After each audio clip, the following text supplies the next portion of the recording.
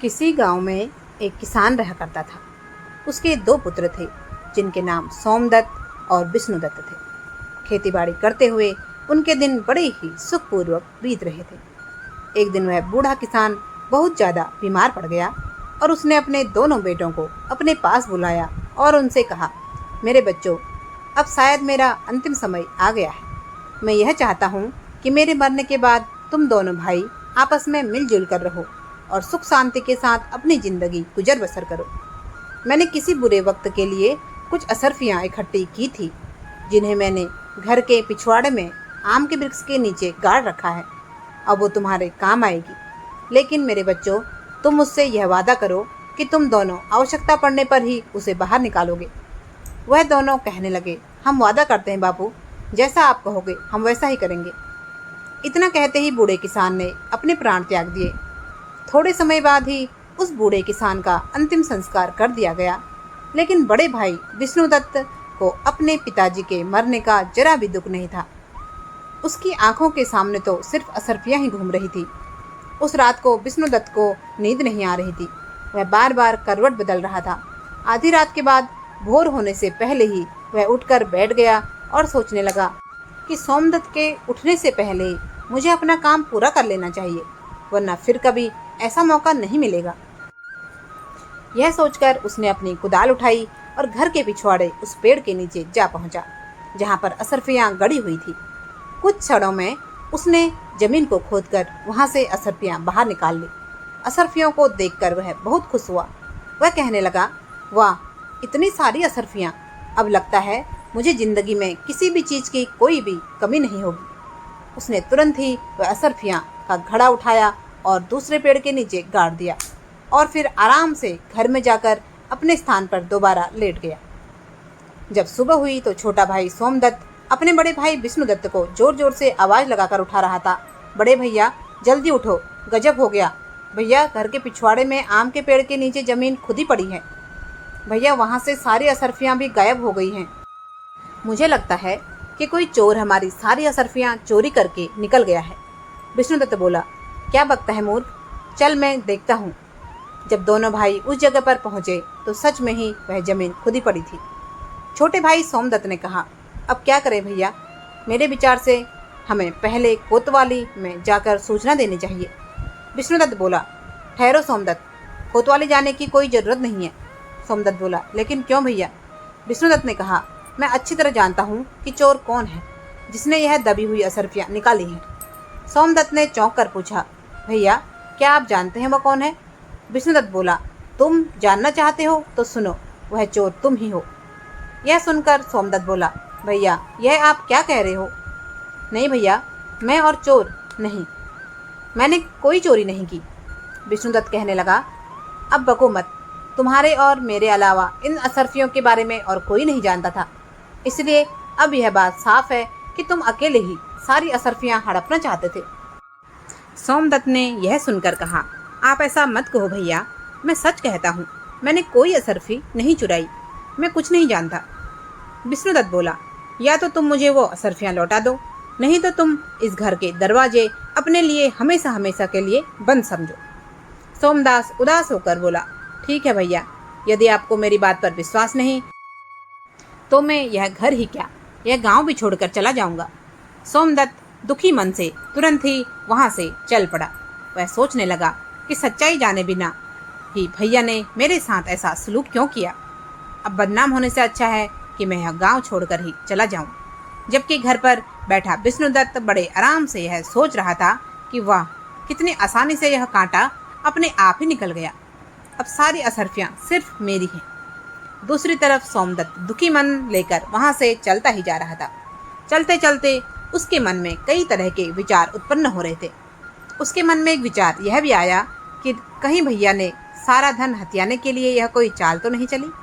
वो अपने विचारों में मगन होकर लगातार चलता ही जा रहा था कि तभी वह एक बड़ी सी चट्टान के ऊपर जा पहुंचा। अब रात हो चुकी थी और चारों ओर अंधेरा छाने लगा था।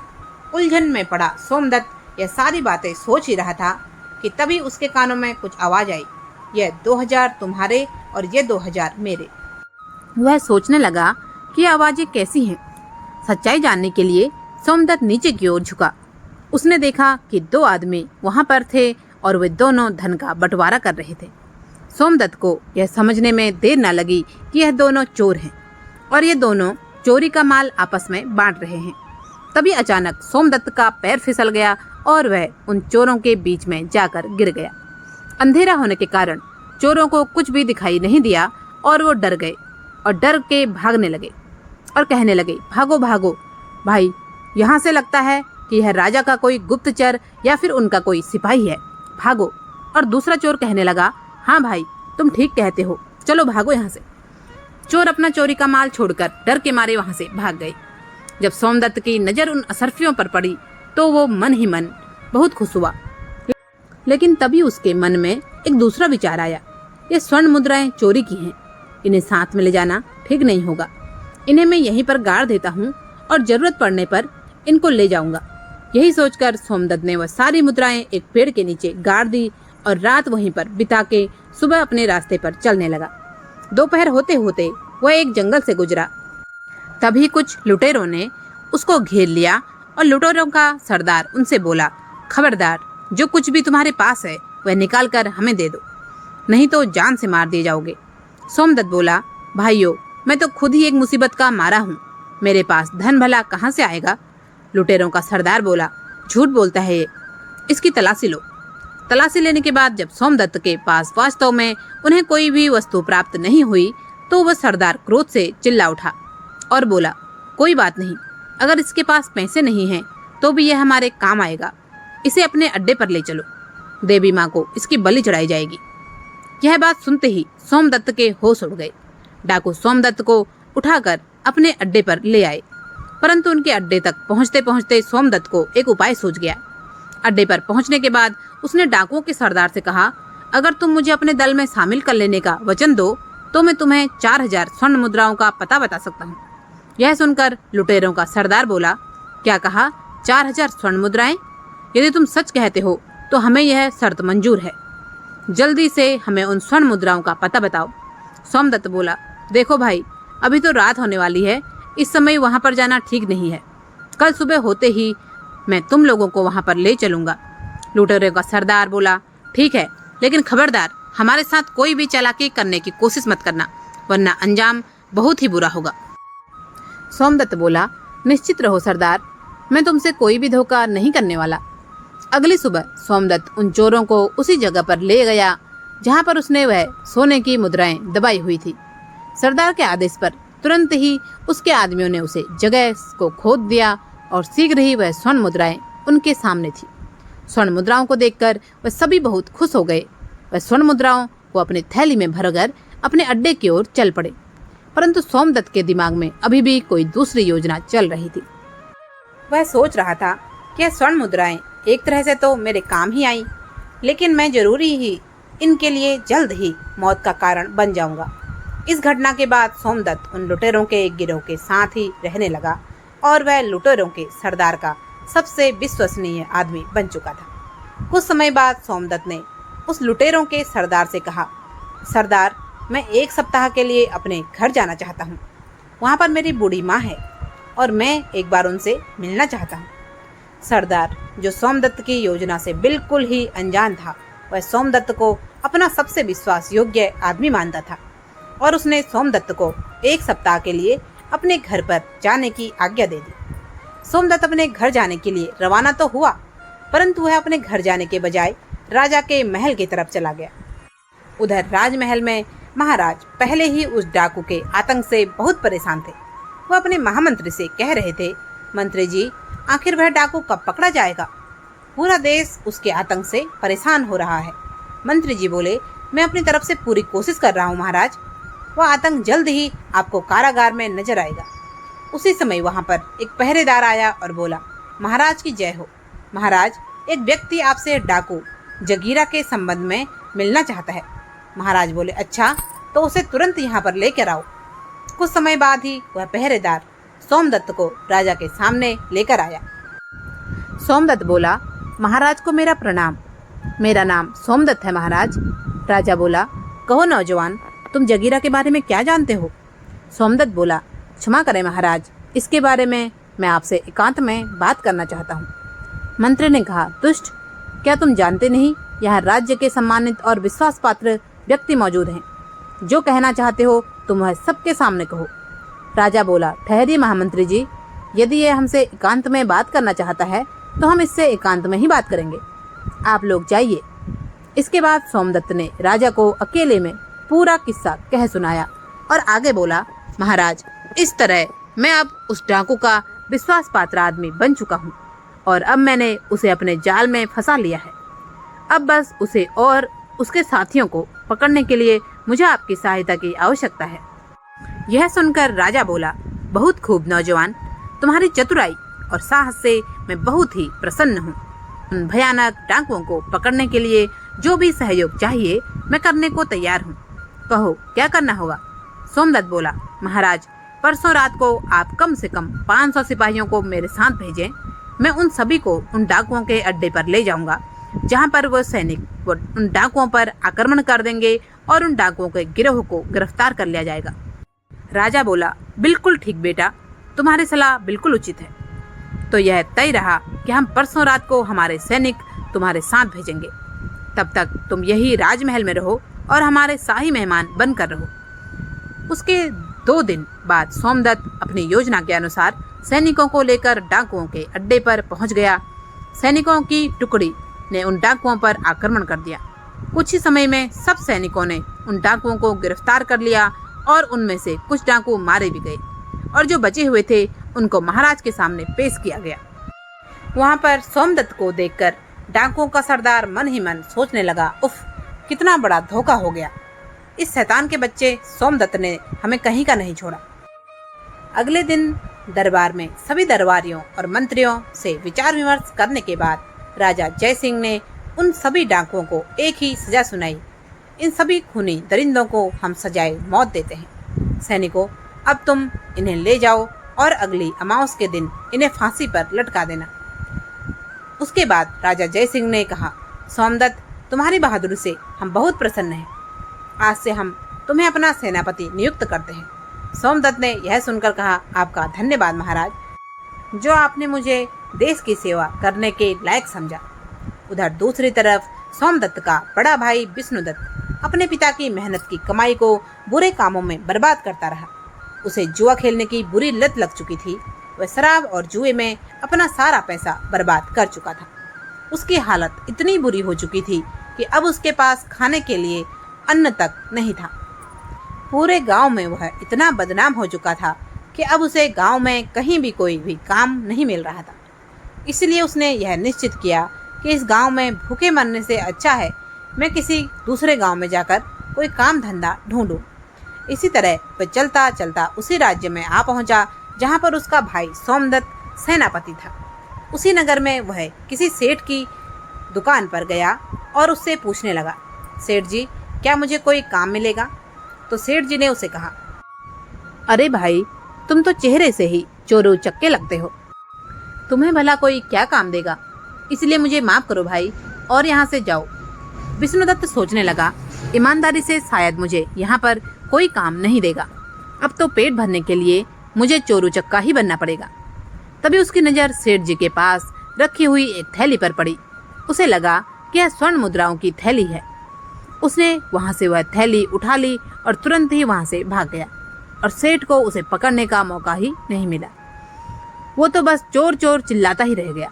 बाजार के कुछ लोग उसके पीछे पीछे भागे, लेकिन वह विष्णुदत्त को ढूंढ नहीं पाए और मायूस होकर वो लोग वापस लौट गए।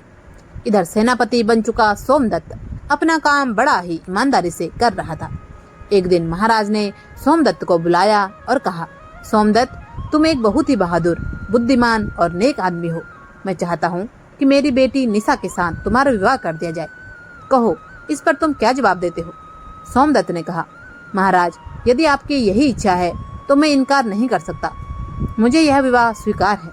कुछ ही दिनों में एक शुभ मुहूर्त देखकर दोनों का विवाह संपन्न कर दिया गया। विवाह को अभी कुछ ही दिन बीते थे और महाराज ने सोमदत्त को कहा, बेटा सोमदत्त, अब हम बूढ़े हो चुके हैं और इसलिए हम चाहते हैं कि अब राज्य की बागडोर तुम संभालो। अगले ही दिन सोमदत्त का राज तिलक हो गया। महाराज जयसिंह अब तीर्थ यात्रा को निकल चुके थे। कुछ महीनों के बाद जो सबसे बड़ी समस्या सोमनाथ के सामने आई वह थी विष्णु चोर की, जो उसी का सगा भाई विष्णुदत्त था और अब तक वह नामी और खतरनाक चोर बन चुका था। सैनिकों ने काफी प्रयास किया लेकिन वह उसे पकड़ न सके। चोर उसी जंगल में एक पेड़ के खोखर में रहता था। एक रात वो बैठा सोच रहा था, कोई ऐसी तरकीब लगाई जाए कि मुझे बार बार चोरी करने की आवश्यकता ही ना पड़े। अगर मैं एक बार राज खजाने पर हाथ साफ कर लूं तो मुझे दोबारा कभी भी भूखे मरने की नौबत नहीं आएगी और ना ही कभी मुझे चोरी करने की जरूरत पड़ेगी और फिर मैं किसी दूसरे देश में जाकर अपने आगे की जिंदगी बड़े आराम से गुजार सकता हूँ। अगली रात राज खजाने की चोरी करने के उद्देश्य से विष्णुगुप्त राजमहल के पीछे जा पहुंचा। हाथों में रस्सी लिए हुए वह दीवार पर चढ़ने की कोशिश कर रहा था कि दूसरी तरफ संयोग से उस चोर के बारे में सोच सोचकर राजा को नींद नहीं आ रही थी। उस समय वह महल की छत के ऊपर घूम रहे थे।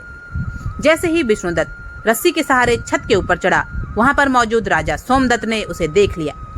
राजा सोमदत्त ने अपनी तलवार निकाली और साथ ही अपने सिपाहियों को आवाज लगाई। कुछ ही पलों में सैनिक वहां पर आ पहुंचे।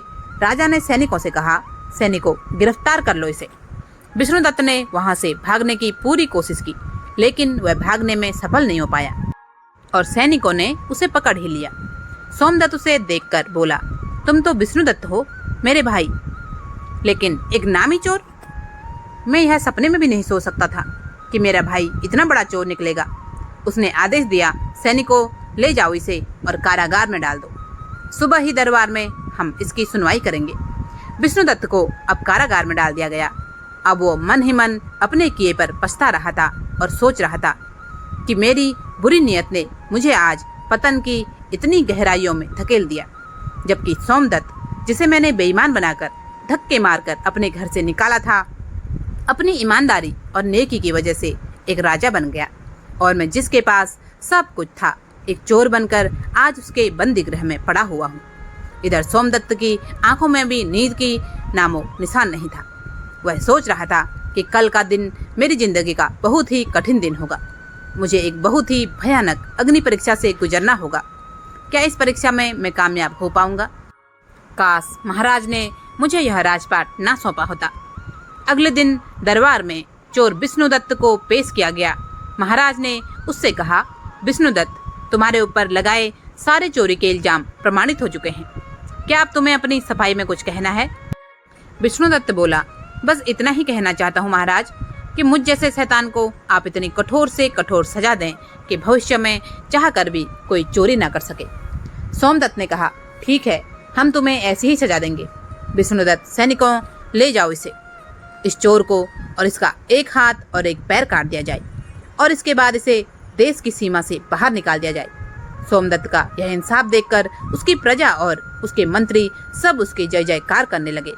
राजा की आज्ञा का पालन किया गया और चोर विष्णुदत्त का एक हाथ और एक पैर काटकर उसे राज्य की सीमा से बाहर निकाल दिया गया।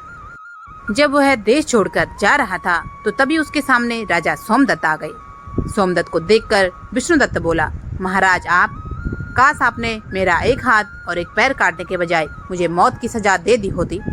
ऐसा करके तो आपने मुझे तड़प तड़प कर मरने के लिए इस दुनिया में छोड़ दिया। सोमदत्त ने कहा, उस समय तो मैं एक राजा था, परंतु अब आपके सामने सोमदत्त नहीं बल्कि आपका छोटा भाई सोमदत्त खड़ा है। एक राजा होकर मैंने एक चोर को सजा देकर अपने धर्म का पालन किया है और अब एक भाई अपने भाई के पास अपने धर्म और कर्तव्य का पालन करने के लिए आया है। विष्णुदत्त ने कहा, मैं कुछ समझा नहीं। सोमदत्त बोला, भैया मैं जानता हूँ कि एक हाथ और एक पैर काटने की वजह से आप कभी भी कोई काम नहीं कर पाएंगे और इसके लिए आज मैं आपको कुछ धन देकर जाऊंगा। इस थैले में कुछ स्वर्ण मुद्राएं हैं जो कि मेरी मेहनत की कमाई हुई हैं। मुझे विश्वास है कि इतने धन के साथ आप किसी दूसरे देश में अपना जीवन आराम से व्यतीत कर सकते हैं। लेकिन भैया आप इनकार मत करिए, नहीं तो कभी मैं अपने आप को माफ नहीं कर पाऊंगा। यह देखकर विष्णुदत्त बोला, तुम कितने महान हो सोम, ईश्वर हमेशा तुम्हें इसी तरह से खुश रखे।